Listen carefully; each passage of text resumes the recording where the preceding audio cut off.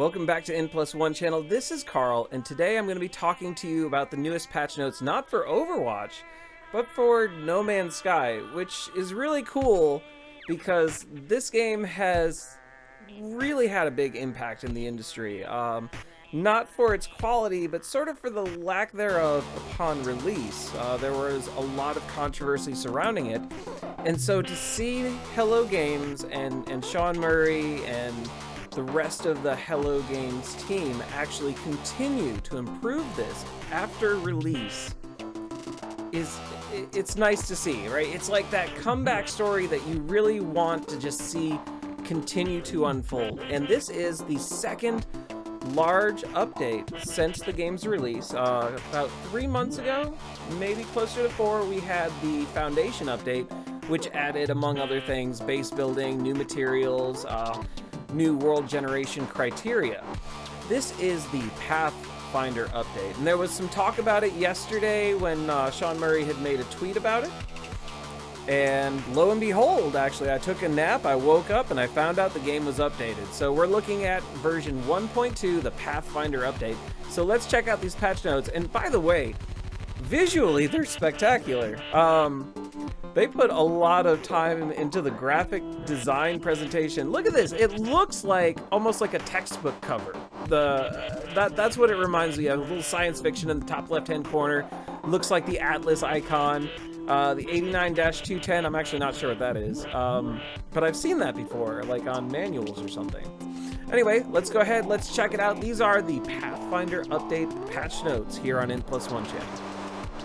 Wow, that felt like a really bad plug for the channel. If you're watching this, you probably already know where you are. Oops. All right, introducing Pathfinder Update, Update 1.2. The Pathfinder Update introduces planetary vehicles, which has been speculated on, base sharing, which was not speculated on, that I saw, PS4 Pro support, ship/weapon specialization, permadeath mode, and much more. It shows the path for the future. So, planetary vehicles, actually, there were some files that people found and data mined out of the last patch that showed that we were getting kind of a land buggy. And so that's been where a good chunk of the speculation has lived in. Base sharing was not really talked about that I saw. I mean, of course, people have wanted multiplayer since they were under the impression that multiplayer was going to be included in the base game prior to release. However, that has not been the case. And this brings it a little bit closer to being a persistent multiplayer game without any real interaction. It's much closer to a passive multiplayer like with Dark Souls. Although, you know, obviously Dark Souls does have a real co-op mode as well, so this is not quite the same. But in the sense of like leaving messages and having persistent synced world changes, in addition to just being able to, you know, upload the names of species and planets and things that you discovered. So let's check this out. I'm excited. Alright, we got some screenshots here. We can actually very clearly see a vehicle. Visual updates. We have introduced a host of visual improvements, allowing you to explore the universe in even greater detail.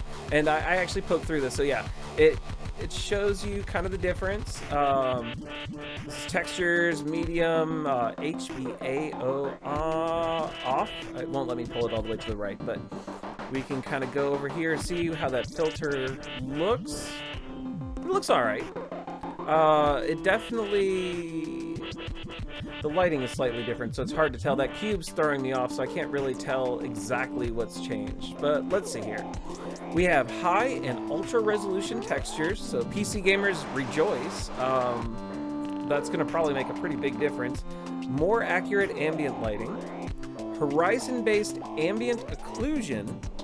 High contrast lighting effects. And I was trying to figure out this crepuscular rays from the sun.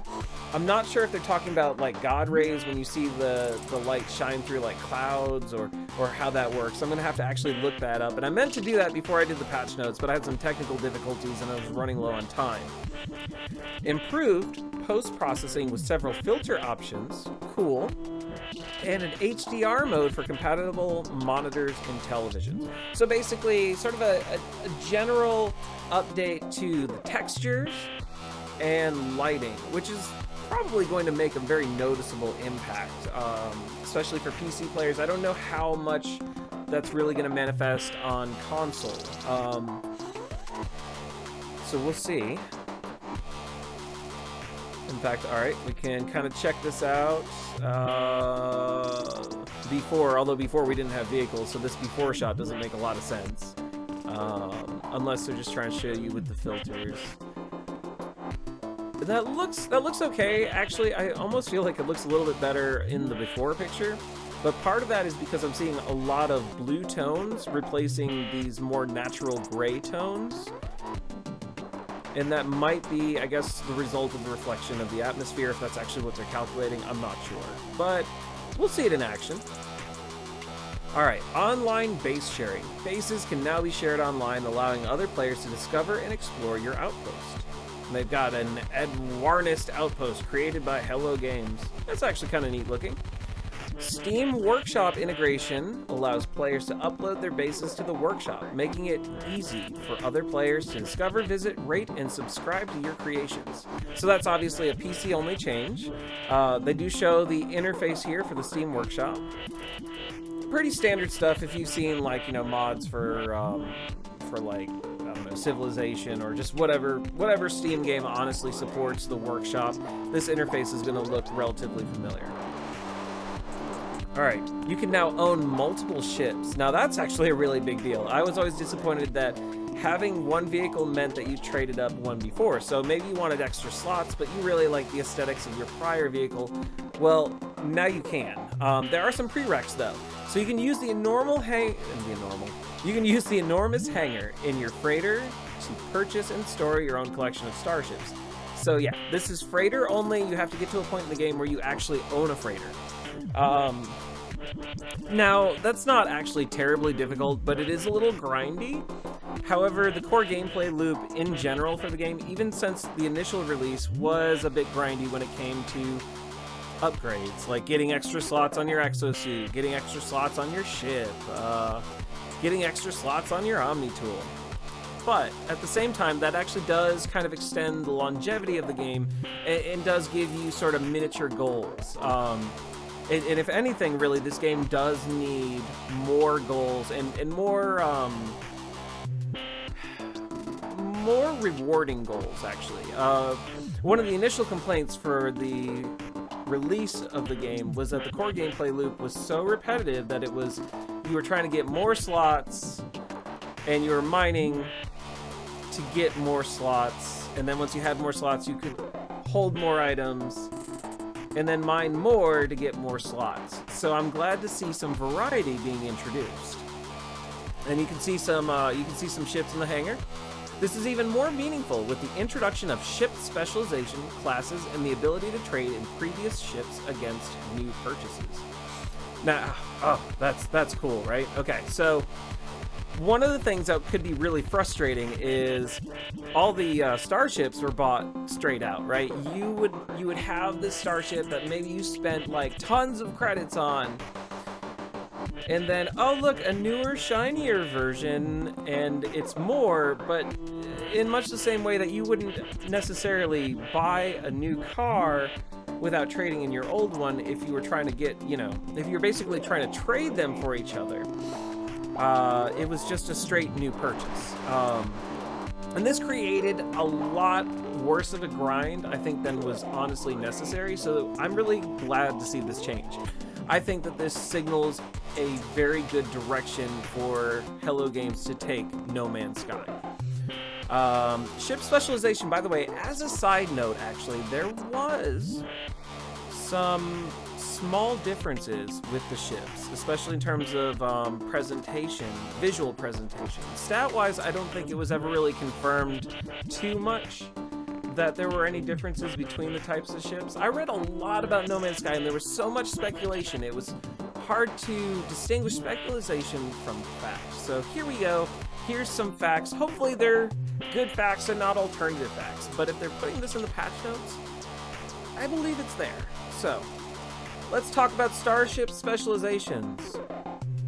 Alright, so you can find and collect the perfect starship with new specializations and classes. We have 4 classes, it looks like: fighter, shuttle, hauler, and explorer. And visually, actually, we've seen these models before. Each starship has a specialization, and I just mentioned those classes, that improves performance in specific areas. Shuttles are all-rounders, fighters specialize in combat, haulers have expanded cargo holds, and explorer vessels feature increased warp capabilities. I'm a little disappointed that the Explorer, or the science vessel class, does not have an improved scanner from the sounds of it so far. Higher warp ability for extended exploration, I feel like should actually be a part of each ship class and not necessarily to each individual class being different. Because fundamentally, exploration is a big part of it, and for some of these new materials, actually, even in the Foundation update, you would have to do some exploring to find them. But I'm glad to see ship specialization. I'm glad to see that matter, actually. This allows you so much more room to change your specific setup, so I'm happy about this. Let's see here. In addition to new ship types, all ships will now be class rated A, B, C, or the ultra rare S class. That's also really cool. I don't know if that means that visual is the visual model or the model seed then is related to the ship class. So we'll see that. When purchasing a new ship, you'll now be given the option to trade in your current ship for a discount. Let's check this out. It looks like we got a screenshot here. Alright, so... hello, Bo. Okay, this is a Wade Star S82 class bonus. Okay, cool. So it's actually got a nice stat breakdown for what it's capable of. Shows you the slots. And it's nice to see extra changes to the UI as well. Alright. PlayStation 4 Pro. PS4... What? PS4 Pro support has been enabled, allowing 4K resolution gameplay.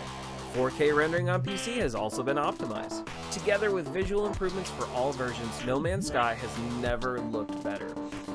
If there's one thing that this game did very well, even from the beginning, was visual presentation. Excuse me. When it first came out, the biggest thing I saw people sharing were screenshots. Look at this creature I found. Look at this beautiful vista. The fact that they're prioritizing graphical fidelity improvements and resolution means that this strength is now better, and they're adding real content too. So it doesn't have to be just about, like, you know, oh, look at this pretty vista that I found, or you know, check out this crazy creature. He's got like a dinosaur head and a tail, and man. But now also with these high resolution screenshots that you can take, it just can you imagine playing this game with all these updates and then just making your desktop wallpaper out of your gameplay screenshots? People do that already, actually. People have done that since the beginning. Well, we're gonna see more of that, and we're gonna see more of that probably shared. So this is nice. This is a nice addition. I am happy to see this. All right. New vehicles, exocraft. So it looks like an actual classification of vehicle and not like a single craft type. So master the surface of your home planet using new exocraft. These land-based vehicles give new meaning to planetary navigation, combat, and mining, and can be summoned from anywhere on the planet they were constructed upon. Let's talk about this right here. From anywhere on the planet they were constructed upon. A lot of what I was reading before this patch went live was saying that pretty much you build it on the planet that you have your base on, and it's only available there. So we're going to see if that's actually true. It felt like it was implied a little bit by the tweet that Hello Games and Sean Murray did. So, still, this right here was the biggest item that was speculated upon prior to this release. People have found models, and people have been asking for a land vehicle, because really your choices are go really fast in a starship or go kind of slow on foot. And to make up for that, people actually would use an exploit where you could do a melee and like jetpack combo, and you could go much faster over the surface. So this kind of solves that problem and makes planetary exploration more feasible. Alright, so the smallest exocraft is the Nomad. What it may lack in cargo space, this hovercraft makes up for in speed, agility, and the ability to glide over water. Cool. Very cool. Next we have, it looks like the... well, actually, no. This looks like the Mako. I'm always going to love that vehicle. Yeah, I know people made fun of it in Mass Effect, but the Mako was like the beast, the super beast of planetary exploration of vehicles. You could just go up walls. I mean, it was beautiful. All right, so the mid-range exocraft is the Roamer, a great all-rounder capable of quickly crossing rugged terrain and adapting to most situations. So we got our kind of average one. It's in between the two. Finally, the Colossus is the largest of the exocraft. This lumbering behemoth offers an enormous cargo hold, perfect for those looking to harvest resources. So it looks like it has slots. I actually did not know that. And I mean, it seems like a logical inference to make, since everything has slots, right? Again, your exosuit, your ship, everything's got slots. This has got slots. Everybody got slots. Okay, cool. Acquire exocraft by hiring a Viking technician for your planetary base and completing a new series of missions. Mount powerful mining lasers and harvest resources with far greater efficiency. Well, these are bullet points. I thought it was going to read like a paragraph. High-intensity, long-range scanners aid the discovery of distant buildings, objects, and resources. Nice! I'm actually glad to see better scanning options. Equip weapons and eliminate threats with increased firepower. Unless they made the Sentinels more dangerous, I actually don't really... I already feel like stupid overpowered, and I just use a mining laser to destroy them. Now, I haven't played in a while. It's probably been close to 3 months since I actually played, because I started playing shortly after the Foundation update hit, and then I was like, let's give it some more time, right? Let's let it sit in the oven for just a bit longer, wait for it to ding. It's almost ready. And with this update, it is so much closer to ready. I'm so excited. All right, so you can also boost your vehicle speed with the acceleration module. And we can see some screenshots here of it at an angle, almost jumping with a with almost like a Rocket League boost trail kind of look to it. Gosh, those screenshots look sick. I wish those were higher resolution. They're just like these little small thumbnails. Oh, they're not even aligned. Look at that. Yeah, that one in the middle is actually like a little bit higher. I guess maybe they did that for presentation. Give it some flair. It actually bugs me. Exocraft races. No one expected this. Now, let me tell you a little bit before you get too excited. There's some disappointment involved. This is not a real-time racer kind of thing. This is not Grand Theft Auto Online. This is not The Crew. This is not anything like that. This is like, oh yeah, here's a time trial, and invite other people to do the time trial. But at the same time, anything at all that adds extra goals or interactivity in the game is a plus. And I feel like this does signal a bit of a move to attempt to give us those kinds of features. So, clap, clap, good job. All right, hone your driving skills by building your own race circuit on your home planet. Find the most interesting planet, create a time trial, and challenge others to beat it. It's almost like sharing a challenge on like Steep or something. Obtain the race initiator. Okay, so it's an item, right? Like, so drop your soapstone here and do some multiplayer or some, asynchronous multiplayer. That's what this is. This is asynchronous multiplayer. And place it inside your base building zone. Hop into your vehicle and drive the route you'd like to map out, dropping checkpoint markers anywhere on the planet. Now that's cool. That actually means that you drive it and create the track as you drive it, as opposed to some kind of maybe overly complex system that they could have introduced. Now, once the circuit is complete, race the track over and over to set an unbeatable lap time. Unbeatable TM. Okay. Players visiting your base via base sharing will be able to race using the circuit you created, challenging themselves against your split times? Split times. I'm actually not sure why they use the word split, but that's what it says, boys and girls. People of all genders. Okay. New shops and traders. New traders have been added to space stations and bases, as well as a new currency. Now, I didn't know anything about this. This is a surprise to me entirely. A valuable new currency called nanite clusters can be found in various locations, including abandoned bases and cargo crates. And we got a little picture of it. It's cute. Like, it's got little antennas there. I don't know if you can see that. Yeah, you should be able to see that in this video. Alright, blueprint stock will refresh periodically, so check back from time to time to see if any new or rare blueprints have become available. We have some, we basically have what look like, the resource tiles that you would see in-game. Curved, cuboid, something called nip-nip. Well, this is like catnip. It's probably geck-nip, actually. Which is a real item that is basically catnip for Gek. So, alright. Traders aboard Space Station will exchange nanite clusters for your choice of blueprints. I thought it was called nanite. Oh yeah, okay, nanite clusters. Your standing with the 3 NPC factions is now more important, as traders will only sell the best technology to their closest allies. Okay, so you've always had a reputation standing with each of the 3 races that seem to occupy the entire universe, and yet it never did anything. It never did anything at all, or at least nothing observable. No one was able to determine any kind of real impact other than your standing, which would give you an extra dialogue option. I mean, that was a thing. This actually gives real consequences to faction alliances. That's not the word I'm looking for, but whatever you are currently aligned to the most.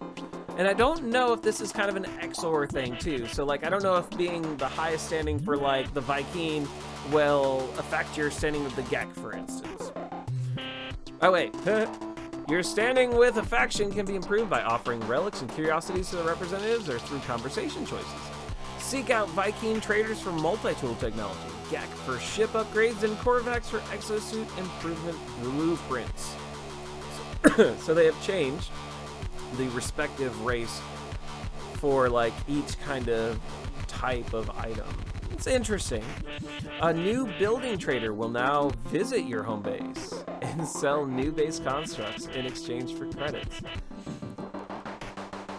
I want to know what that means actually, because this game, the NPCs, not the creatures, but the NPCs had no walk cycle, right? They were worse than creepy Watson in those Sherlock Holmes games. They would just stand there on their tablets and really just interact with you only if you talk to them. They were like teenagers at a party who just had no fun at a party. So to see them potentially move around would be really good. I think they need a walk cycle. I think they need some kind of dynamic interaction.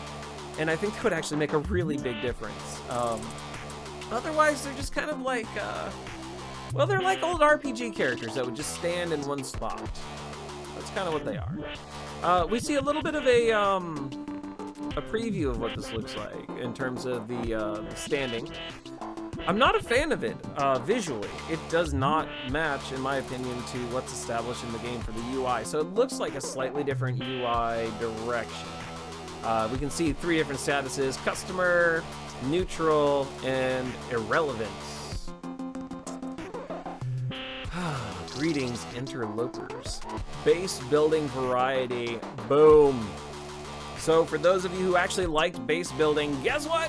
They're adding more stuff that you can use, which I think is important, so I'm glad to see that. All right, if I can just kind of take a look at this, oh, I can click on it. I don't want to go away from the page though. Got some lighting modules here. I'll be honest, actually, I can only guess at what some of this is. But more than 40 new base building parts have been added, including colored light stairs, observation domes, and more. So that's cool.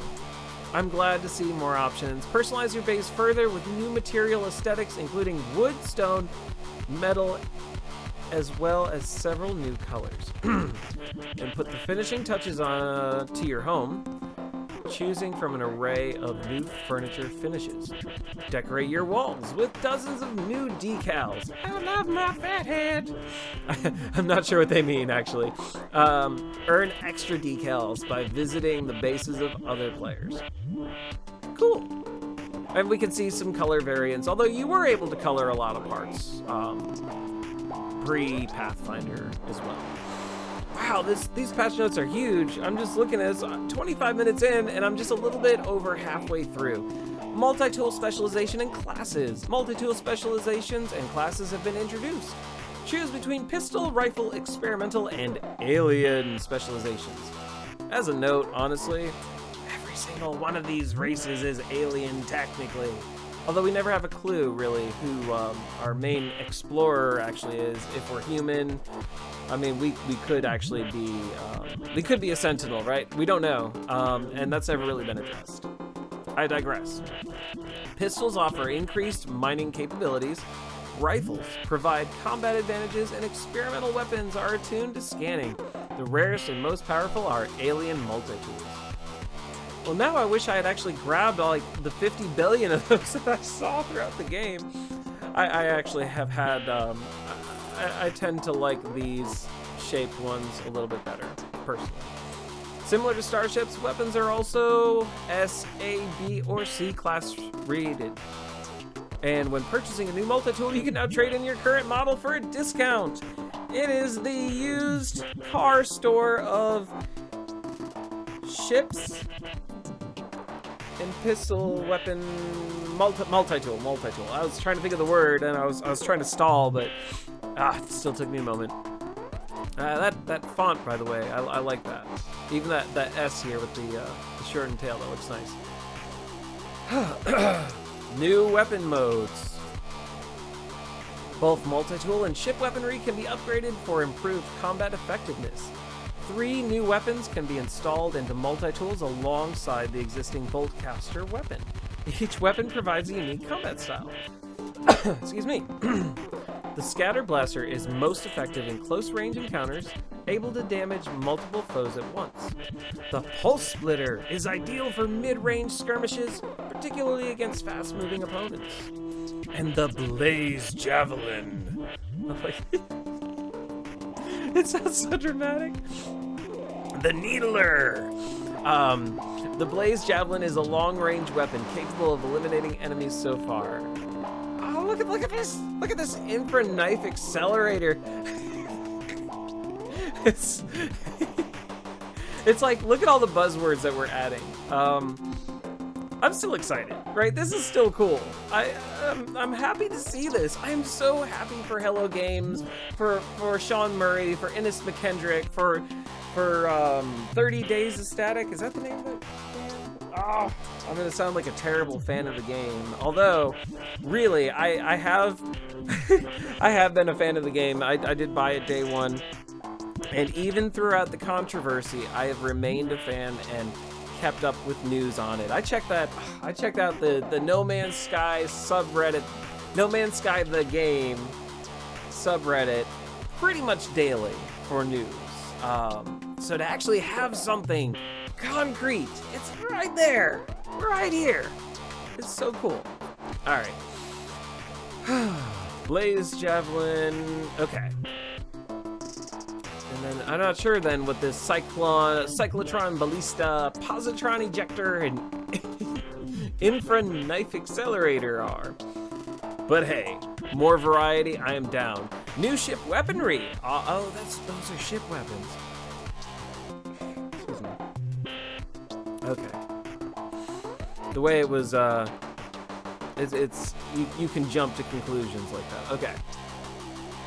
The Cyclotron Ballista fires a concentrated ball of charged particles at forward targets, causing heavy damage. The positron ejector shoots a wide cone of destruction, and the Infraknife accelerator releases a substantial burst of rapid fire. Cool. Permadeath mode. I'm going to assume before I read this that this is an extension of survival mode. A new permadeath mode has been added, offering the greatest challenge yet. The consequences of death will be absolute. I have mixed feelings about that. I'm glad it's offered as a separate mode. I'm glad it's something you can elect. I'm also a little bit worried because ever since release, it is possible to somehow load your game and spawn inside the ground a bit, or to clip through the ground a bit. And there are a number of ways that you could die or have to hard reset that would make this mode, for the hardcore enthusiast, an exercise in frustration. I do feel like the game needs to be just the tiniest more stable before this is feasible. The difficulty level of permadeath mode mirrors survival mode. Hey, I guessed it right. Survival mode difficulty has been further increased. Dying in space will now restart you on the nearest planet's surface, away from your crash ship. But does that mean that your crash ship? Okay, your crash ship is your ship that crashed on the planet you spawn on. Okay, no, that's good. I was worried for a moment they meant that like you could be on planet A and your ship would be crashed on planet B. But that doesn't even make sense, right? Like, there's no way that would work within the context of how the game works. All right, prove your mettle by unlocking new survival and permadeath trophies. So, for people like me, we're just like four trophies away from the platinum. Well, you missed your chance. Well, I guess you don't have to update the game. All right, photo mode. Document your journey with a dedicated photo mode. Find the perfect angle for your shot in free camera mode, revealing your starship in third person. Pause and change the time of day for the perfect lighting conditions. So that's why time of day doesn't sync with people. I kid. I know it's perfectly and completely client side. And actually, even AAA titles, like proper AAA titles, will often do time locally client side instead of synced, for like a unified, universal weather and time and all that. All right. Change cloud layers and fog density to take the most atmospheric shots possible. Again, Wallpaper Generator 2016. Or Postcard Simulator 2016. I actually, when this game came out, and I did find it addictive but repetitive, I called it the Existential Crisis Simulator 2016. So, alright, new photo filters can be used to add tough finishing touch. Hold on. I'm going to reread that now because there is a typo. New photo filters can be used to add to finishing touch. Okay, I'm done. Alright, so share your favorite screenshots with the community using PS4 or Steam sharing functionality. We worked with well-known game photographer Dead End Thrills. I don't know who that is. deadendthrills.com appears to be the link to implement and improve photo mode. Here are some gorgeous screenshots he took. You know, they can't be clicked, and they're all thumbnail sized. So I would reevaluate the way you're presenting that, but I appreciate the effort. Discovery menu. Improvements to the discovery menu allow travelers to journey with a better sense of purpose. Who doesn't like a better sense of purpose? Your home planet is marked on the galaxy map, giving you a clearer feeling of your place in the universe. Use the discovery page to easily browse planetary information, including resource and biome data. Previously visited planets can be marked with waypoints, simplifying return navigation. In terms of features that people wanted and have been begging for, I am glad to see this actually addressed. This whole update, these patch notes make me happy. Like, I have this internalized sense of happiness reading this. I feel giddy. I want to just fire it up and play it, although I'm a console peasant and I need to plug in my PlayStation. Okay. Music from 65 Days of Static, our favorite band. Oh, did I say 30 days then? I'm an idiot. Our favorite band, 65 Days of Static, has been back in the studio recording 8 new soundscapes for in-game, as well as lots of new loading music. Here's a tiny sample. You guys can listen to that at your leisure. I'm not gonna lie, one of the best parts about No Man's Sky has been the soundtrack and overall sound design. Sound design a little bit lower than the soundtrack, but the soundtrack has been the sort of dynamic and yeah, no, well, okay, so it is dynamic, right? Like I don't even have to qualify it anymore. It changes a little bit with what's going on in the game, which is not necessarily new, but what is a little bit new is that in addition to it picking different, songs, it also picks different notes to kind of inject into it from time to time. So your music experience is a lot more dynamic than anything else I've ever seen. And 65 Days of Static has totally knocked it out the park since they did the music, which was from the beginning. All right, QOL improvements. Thanks to your feedback, we've introduced a number of changes to improve the gameplay experience. You can rename your ship. Just from the screenshot here.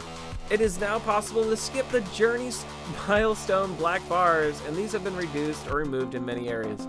This was whenever you would do something of note in the game, it would throw these cinematic black bars at the top and bottom of the screen, which would actually remove your ability to defend yourself. So say you were fighting the Sentinels, and you shot and killed a Sentinel, and it's like, yeah, you killed 30 Sentinels, and then there's like more coming after you, but now you got the black bars at the top and the bottom. They're taking pot shots at you, and you have no choice but just to take it. The fact that they're actually addressing this, it warms my heart. All right. NPC interaction text now appears faster and can be skipped. That's good. I would appreciate when you interact with an NPC, though, for the camera not to just like around as if you have no physical body, which I guess we do know that we don't have a physical body. The option to return to the game mode select has been added, allowing players to quickly change game modes. That was silly. You had to fully exit the game in order to change what mode you were playing and which set of saves you were using. A mission log has been added to allow players to track multiple objectives. It's a quest system. All right. The user interface has been made easier to read in many places, and background graphics have been added. Okay, you can see that there. Atmospheric low flight has been adjusted and improved. One of the most popular mods for the PC was the low flight mod, even pre-Foundation updates. So I'm sure there's a lot of players who are actually really happy about this. So, yay. Ships, weapons, vehicles, freighters, and bases can now be all renamed. I guess they now have like basically entries in the whatever DBMS they use for the game. Long clicks have been removed in many menu places to allow for faster interface navigation. So this is a very legitimate UX complaint. In order to change a lot of options, you actually had to press and hold the confirm button. So like on console, you'd be holding the button down, or even on PC where it didn't make any sense at all for it to be gated that way, you would hold down your clicker there. And some people speculated it was honestly to increase the grind time, which is possible, actually. Given the lack of content, it kind of helps to expand the experience. All right, patch notes audio. Ooh, so if on the QOL improvements we don't see one thing though, then that I've seen asked for, and that's an upload all button to upload all discoveries instead of per discovery basis. So it looks like they didn't do that. Excuse me. All right, audio. 50% more generative soundscapes. These are your ambient sounds. Additional game loading and game start music. Added a multi-room base ambiances. More detailed rain system, including room-dependent and indoor window rain. Indoor window rain? Indoor window. Oh, they're probably talking about when you see rain on glass. Okay. Added indoor storm ambience. Nice. So that'd be like maybe like muffled thunder or something. Changes to the reverb system. That's really specific. Okay. I mean, I'm actually being sarcastic. Fix for a flood of sounds which could occur during the tutorial. I never saw that. All right, ships in space. Improve ship landing code. Fixed AI ships appearing in the air with landing gear deployed. Ship weapons operate using a new multi-mode system. Some of these are actually kind of vague. I mean, I'm glad the big stuff is elaborated on, but like that tells me nothing. A new multi-mode system. Okay. Fix for being able to spawn freighters underground while you are jetpacking. I hadn't heard about that. Prevent all docking points in stations, freighters, and outposts from being taken by AI ships. Oh, okay. As opposed to situations where you might not be able to land. Okay. Fix an issue where ships could occasionally become invisible. Fix an issue where spawning into a freighter in near planet orbit would occasionally place the player underground. Freighter containers now what? Freighter containers now drop less titanium, thamium, and copper. Freighter containers now have a chance to drop nanite clusters, that new currency. Traders can now drop nanite clusters. What does that even mean, traders can drop them? Can you shoot traders? Traders no longer drop copper or iron. What does that even mean? Okay, are they talking about vehicles and not like the Gek traders, maybe? That makes more sense. Reduced gamma shake while taking hits in space combat. Reduced pirate damage in survival mode. Reduced damage on ship laser. Tweaked ship exit animations to improve player placement. If it seems like I'm rushing through these changes, at this point, this video is actually now 42 minutes long. And is probably exceeding a point where most people want to watch. So I'm trying to kind of blow through the rest of it and only elaborate when it seems relevant or important. Gameplay. Added damage and resource numbers in combat and when mining. Toggleable in options menu. Allow multiple weapon types on the multi-tool. Free weapons and ships now have broken slots.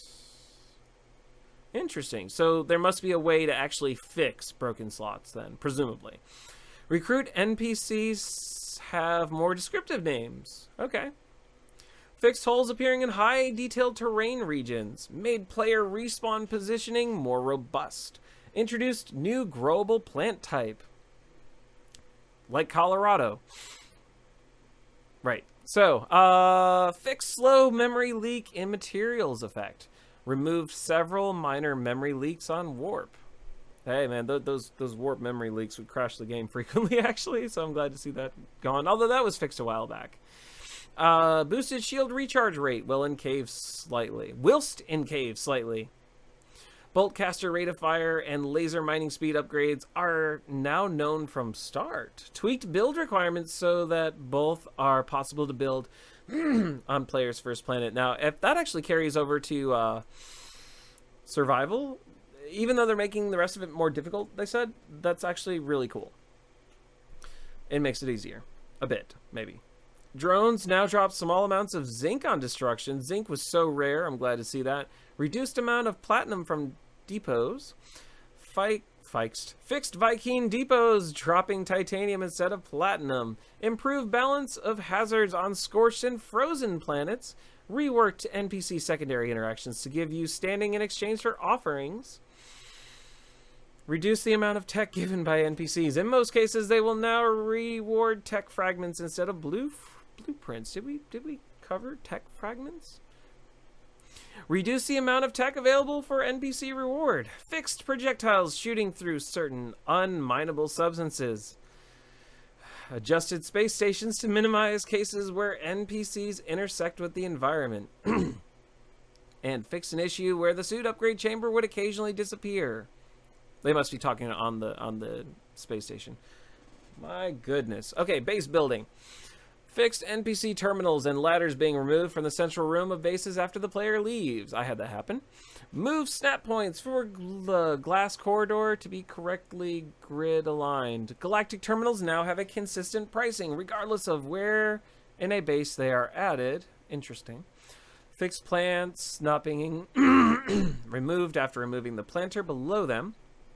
Floating plants. Deleting a room now refunds not only the room itself, but also its contents. That's good. Fix some plants and rocks not being removed when placing down a base building part. Fix the color of the base terminal light, occasionally resetting to red. Terminals no longer can be billed over windows in the central room. That's the second typo I've seen. Fixed base building colors becoming corrupt under specific circumstances. Fix some NPC missions counting the number of parts in your base incorrectly. Fixed landing pad not snapping correctly to some parts. Fixed issues where resource harvester would fail to gather resources. You know, I have never used that resource harvester. I was excited for it, but it almost actually seems impractical from what I've read. Left button and right trigger can now be used to build. Fix various precision problems with building in freighters. Fix some cases where grenades would fail to edit the terrain. Organize parts in the base building menu to be more intuitive. UI changes. All right, let's try and go quicker. Added animation within the quick menu. Change the hyperdrive stat to be measured in light years. Cool. Opening the menu will now return you to the last page you viewed.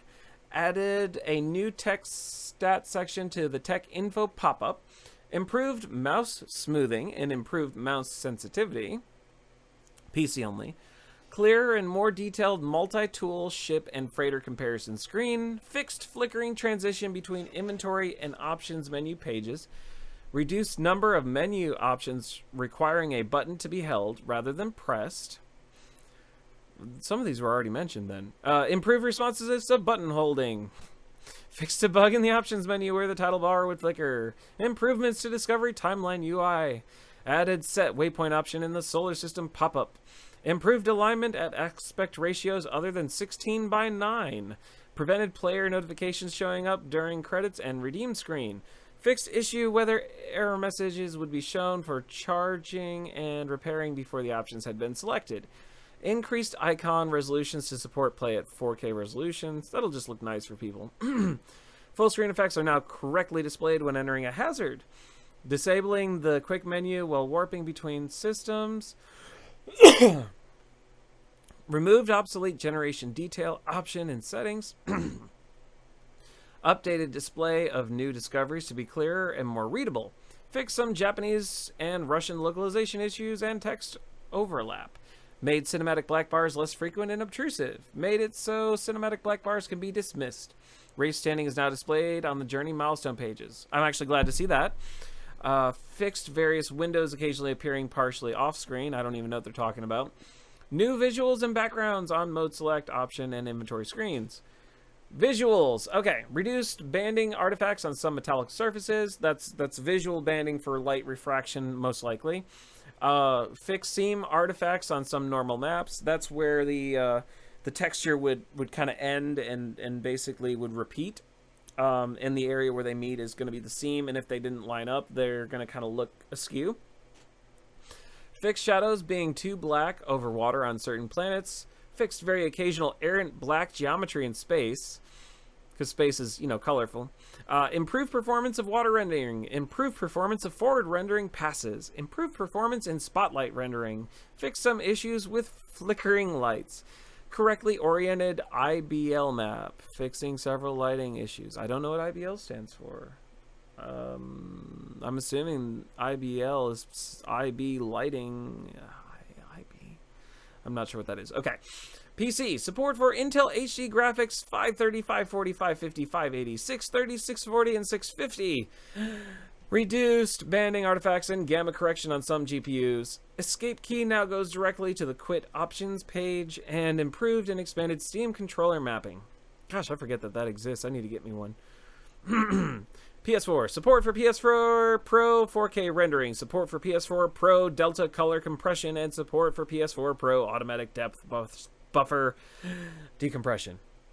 All right, so I'm going to stop it here. I really want to thank you so much for joining me for these patch notes. I'm now not going to have the time to upload this today before I go to work, so it's going to be like another 8 hours before you see this video. My genuine apologies, but Thank you again for joining me for these patch notes for No Man's Sky. And Hello Games, if you're watching this, I am happy that you did this. I'm sure you're never watching this, but if you are, I appreciate you. I really do. And the community does actually appreciate the effort. This sets a trend. If you can throw out another patch in 3 to 4 months that is as significant as Foundation and Pathfinder, I think you have a very good shot at redeeming the game's reputation and potentially expanding the player base again. So, with that said, let's keep doing the thing. Thanks for watching, and I'll see you next time. Later.